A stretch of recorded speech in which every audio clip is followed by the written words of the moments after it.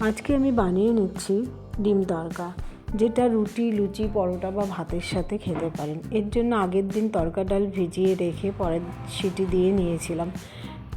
প্রথমে ডিম ভুজিয়া করে নিয়ে রেখে দিয়ে একে একে পেঁয়াজ কুচি, রসুন কুচি, টমেটো কুচি, লঙ্কা কুচি এবং সামান্য লবণ দিয়ে কিছুক্ষণ নেড়ে চেড়ে নেব। এরপরে হলুদ, লঙ্কার গুঁড়ো, আদা বাটা দিয়ে আরও কিছুক্ষণ কষিয়ে নেব। মশলাগুলো মজে এলে এরপরে তড়কা ডাল দিয়ে আরও কিছুক্ষণ ভালোভাবে কষিয়ে নেব।